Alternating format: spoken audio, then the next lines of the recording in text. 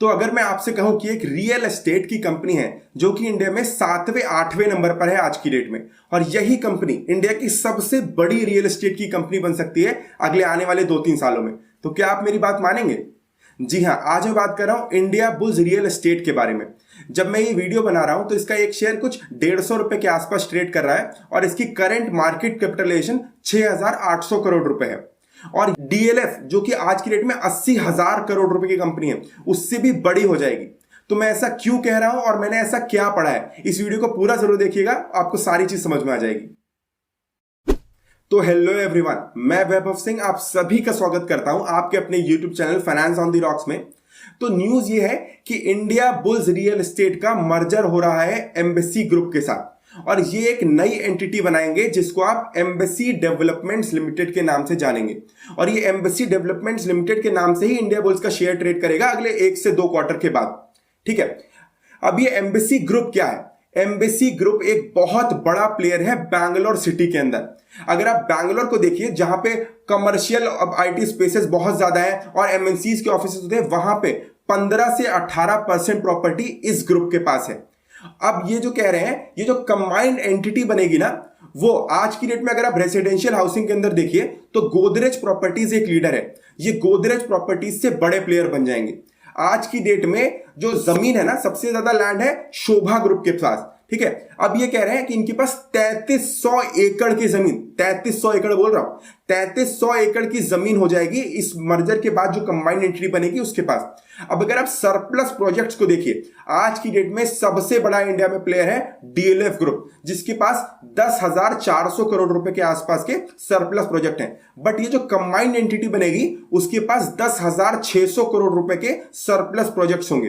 तो आप ये देखिए कि रेसिडेंशियल हाउसिंग के अंदर इंडिया बुल्स रियल एस्टेट एक अच्छा काम कर रहा था, और एम्बेसी ग्रुप जो है ना, वो ऑलरेडी एक बहुत बड़ा प्लेयर है कमर्शियल ऑफिसेज के अंदर। तो एक ये कंबाइंड एंटिटी के लिए विन विन बात है, ये रेसिडेंशियल और कमर्शियल दोनों को साथ में लेकर चल पाएंगे। देखिए, किसी मर्जर को पूरा करने के लिए कुछ अप्रूवल्स की जरूरत पड़ती है। इनके पास already competition commission of India का अप्रूवल है, सेबी का अप्रूवल है, एनएससी बीएससी का अप्रूवल आ चुका है। इनको एनसीएलटी और कुछ बेसिक अप्रूवल्स की जरूरत है अपने मर्जर को पूरा करने के लिए, और ये सारी की सारी चीजें 1 से 2 क्वार्टर में पूरी हो जाएंगी। ये जो नई कंबाइंड एंटिटी बनेगी उसके अंदर 45% की होल्डिंग रखेगा एम्बेसी ग्रुप अपने पास, और ये पिछले 1 साल के अंदर ऑलरेडी 14% की हिस्सेदारी खरीद चुके हैं। तो ये चीज आपको नोट करके चलनी। और देखिए, ये तो क्या है ना, एम्बेसी ग्रुप के पास एक एम्बेसी रीट है, मतलब ये जो नई एंटिटी बनेगी, ये जितने भी प्रोजेक्ट्स बनाएंगे वो सारे के सारे प्रोजेक्ट्स में से खरीदने के लिए बायर ऑलरेडी इनके पास मौजूद है। मतलब ये आप ये बिल्डिंग बनाएंगे, वो बिल्डिंग को खरीदेगा कौन? वो बायर ऑलरेडी मौजूद है। ठीक है, ये जो काम करते हैं, ये काम करते हैं लीजिंग पे देके। इनके पास 4 करोड़ स्क्वायर फीट की कमर्शियल स्पेस है, जिसको ये लीज पे देके वहां से रेंटल इनकम जनरेट करते हैं। इन्होंने 1,000 करोड़ का डेट जो है वो हाल ही में कम किया है, और मर्जर के टाइम पे ये 3700 करोड़ रुपीस का डेट और ज्यादा कम करने की कोशिश कर रहे हैं। और इनके जो सरप्लस प्रोजेक्ट्स है ना, उसकी वैल्यू कुछ 18,000 करोड़ के आसपास इनके पास आ रही है, जो कि 36% से बढ़े हैं हाल ही में। ठीक है, तो ये सारी की सारी चीजें आपको नोट करके चलनी है। इसके पिछले प्रमोटर थे समीर गहलोत जी। ठीक है, वो भी इस कंपनी के अंदर अपनी हिस्सेदारी बेच के निकल नहीं रहे। इस मर्जर के बाद 9.98% की हिस्सेदारी रखेंगे समीर गहलोत जी।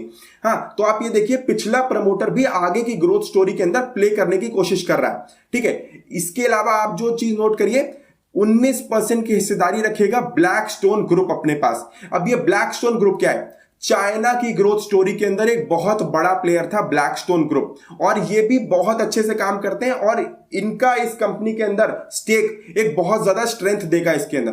तो आप देखिए, एक ट्रांसपेरेंट मैनेजमेंट बनेगी और एक अच्छी कॉर्पोरेट गवर्नेंस से ये कंपनी आगे अच्छे से चल सकती है। तो ये सारी की सारी बातें आपको नोट करके चलनी है। तो अब मैं बात करता हूं इसकी स्वॉट एनालिसिस के बारे में। इसकी सबसे बड़ी जो स्ट्रेंथ होंगे वो होंगे जीतू विरवानी जी, जो कि इस कंपनी को चेयरमैन और एमडी की तरह सर्व करेंगे आगे आने वाले टाइम में। ये सिंधी कम्युनिटी को बिलोंग करते हैं, तो आप एक चीज जान जाइए कि इनको पैसे से पैसा कैसे बनाना है बहुत अच्छे से आता है। इनके छोटे भाई सीईओ है वी वर्क इंडिया के अंदर, जो कि दुनिया का लीडर है कोवर्किंग स्पेसेस के अंदर। अब ये जो है ना, ये लग्जरी अपार्टमेंट्स के अंदर बहुत ज्यादा अपना फोकस बनाने वाले हैं, क्योंकि इनके पास लैंड्स ऑलरेडी हैं, तो ये लैंड को पे अपनी बिल्डिंग्स बना के ये लोगों को बेचेंगे। क्योंकि आज की डेट में लोग सिटी से बाहर रह के अपने फ्लैट्स लेना प्रेफर कर रहे हैं, क्योंकि वहां पे उनको ग्रीनरी मिलती है। अब मैं बात करता हूं इसकी वीकनेसेस के बारे में। देखिए, आज की डेट में बहुत सारी लेबर है जो कि माइग्रेट कर गई है अपने गांव में, तो उसकी वजह से ना इनके जो इंफ्रास्ट्रक्चर प्रोजेक्ट्स हैं वो थोड़े स्लो डाउन हो गए, तो ये चीज आपको नोट करके चलनी है। और जो है ना, बैंक्स बहुत ज्यादा सेफ हो गए हैं अपना पैसा निकालने के लिए। बैंक्स को रियल एस्टेट इंडस्ट्री के अंदर ना पैसा देने में बहुत ज्यादा डर लगता है, तो ये चीज इनके लिए थोड़ी सी एक वीकनेस है। इसका थ्रेट क्या होगा? देखिए, ऑलरेडी बहुत सारे मर्जर जो हैं वो फेल हो जाते हैं, तो अगर मर्जर किसी, वैसे तो चांसेस कम है बट पॉसिबिलिटी उसकी भी है, तो ये इसके लिए थ्रेट हो सकता है। अपॉर्चुनिटीज क्या है? इन्होंने पैंडेमिक के टाइम में भी बहुत अच्छे से लीजिंग करी है। ये लीज पे ही अपना फोकस करते हैं। 1 करोड़ स्क्वायर फीट का एरिया इन्होंने लीज पे दिया है। और देखिए, आगे आने वाले टाइम में ऐसा नहीं होगा कि work from home for ever चलता रहेगा। ऐसा नहीं है कि आप अपने घर पे बैठ के मस्त आलू के पराठे खा रहे होंगे और आपकी नौकरी चल रही होगी। नहीं, आज नहीं तो आज से 1 साल बाद आपको ऑफिस जाना ही पड़ेगा, तो ये एक इसके लिए अपॉर्चुनिटी हो सकता है।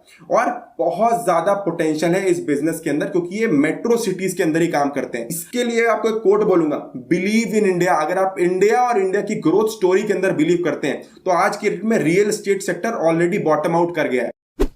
तो अब मैं बात करता हूं इसकी टेक्निकल एनालिसिस के बारे में। अगर आप इसके चार्ट्स को देखिए, तो ये जो शेयर है आज की डेट में 150 से 155 रुपए के आसपास ट्रेड कर रहा है। अगर आप इसका सपोर्ट देखिए, तो वो सपोर्ट कुछ 127 128 रुपए के आसपास दिखता है, और उसको अगर ये तोड़ता है तो काफी ज्यादा डाउनसाइड हो सकती है।